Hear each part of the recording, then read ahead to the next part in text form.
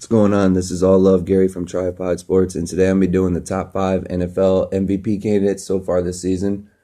So this year, it's really been an interesting season to say the least, with all the injuries. Aaron Rodgers comes to mind. There's been a lot of suspensions and a bunch of off the field news, and it's really easy to overlook some players that are having a really great season, standout years for their careers, but today we're really going to be talking about those five people that really stand out above the rest and, who got to be the leading candidates for MVP so far this season. So number five, it's going to be Russell Wilson, Seattle Seahawks quarterback. Wilson was drafted in the third round in 2012, and he really has changed the way the Seahawks franchise really, goes in year after year. Before he got there, they were like slight contenders, but ever since he's been there, they're one of the favorites in the NFC West, if not the whole NFC.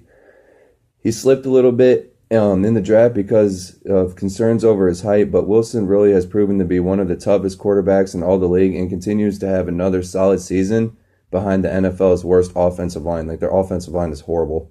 Seattle's run game has been decimated by injuries and pretty much non-existent. And Wilson really continues to run for his life behind the Seattle offensive line, but he has Seattle in contention again at 7-4 this year. So far this season, Wilson has thrown for 3,029 yards, 23 touchdowns, and only 8 interceptions on 62% completion percentage. Also, he has ran for 401 yards and 3 touchdowns.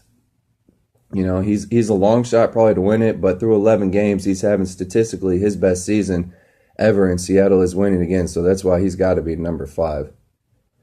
Number 4, wide receiver, Pittsburgh Steelers, Antonio Brown. I probably would have Brown higher, but the fact is wide receivers don't win the MVP. They never have. Also, Brown is surrounded by a superstar cast, but Brown has really still been outstanding, because he's got Pittsburgh's quarterback is Ben Roethlisberger, but he's kind of struggling this year. And then Le'Veon Bell, I think he's leading the league in rushing yards, but he's also averaging like a career low 3.9 yards per attempt. So, they haven't really been having great years, but Brown leads all receivers in the NFL with 80 catches, 1,195 yards, and he's second in the entire NFL with 8 touchdowns. He's a consistent deep threat because of his speed, and he can always get open. You really can't run a zone on him because he's so smart, and he's just such a smooth route runner that he can always find holes in the zone, and he has outstanding hands. Year after year, he's got like a little low amount of drops. He's just a great receiver. The defenses really have no answer for Brown, and he consistently had big games. I mean, if you play fantasy football, you can pretty much book him for like 8 to 10 catches, 100 yards, and a touchdown literally every single week. He's just a beast. So he's number 4. Number 3, Jared Goff, LA Rams quarterback. Now, I love the fact that Goff has turned it around after a disastrous rookie season last year.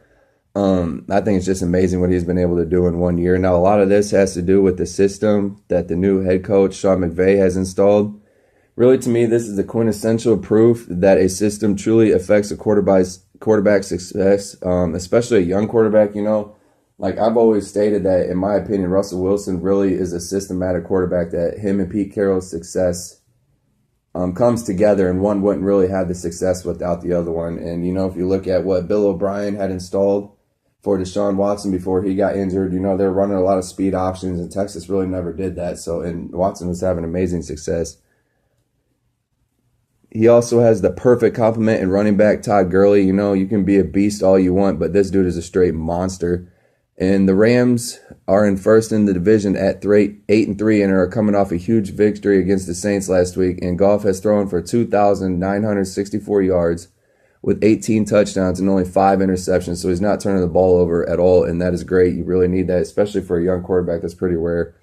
If the Rams keep winning, right or not, Goff is going to get a lot of attention. And I love the fact that he's really able to turn it around. To me, that's great. Number 2, Tom Brady, quarterback, New England Patriots. What more needs to be said? Probably could be the leader, but because he's been so good for so long, he's probably going to get overlooked a little bit. But, New England this season, they're 9-2. They have a 7-game win streak, and Brady has been his typical best ever self. He's on pace for his most yards thrown ever in his career.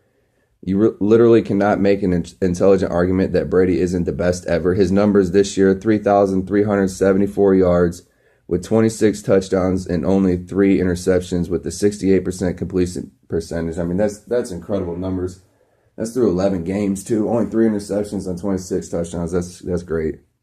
Because of injuries and lack of talent, Brady does more with less year after year with less than most quarterbacks. This year is no different. I mean, he always has pedestrian wide receivers and he always elevates their game. And it's just great to see, a lot of former cast-offs or undrafted players or quarterbacks in college go into New England and just fit the system. There's that system again and just fit it great. And a lot of that has to do with Tom Brady. So number 1 is going to be Carson Wentz, quarterback for the Philadelphia Eagles. And this is another young dude. He was drafted last year too. And he's made a terrific improvement over last year. He was pretty good last year, but, he still struggled a lot. He was a rookie, but this year he just took it to a whole nother level. And also this really speaks to how the Eagles built around him and addressed their needs in the offseason. They completely attacked their offseason. It was 100% perfect. They brought in a number 1 legit receiver in Alshon Jeffrey. They somehow they got him on a 1-year deal. That's nuts. They needed a deep threat receiver and got Torrey Smith, and they needed a short yard back and they got LeGarrette Blount. But like I said, it still comes down to Wentz, and he's playing really well. The Eagles have the best record in the NFL at 10-1, and they're on a 9-game win streak right now, and Wentz has been a huge part of it. He's thrown for 2,657 yards, leads the NFL in 28 touchdowns with only 5 interceptions. If he keeps producing and the Eagles keep having the best record in the NFL, it's a quarterback league, so he's going to win the MVP probably. So he's got to be the favorite as of right now. So there's the list. It's really cool. We've got 2 second-year quarterbacks and a wide receiver on it. It's really up for grabs. I really hope you enjoyed this. Like, subscribe. Until next time, this has been All Love Gary from Tripod Sports. I'm out.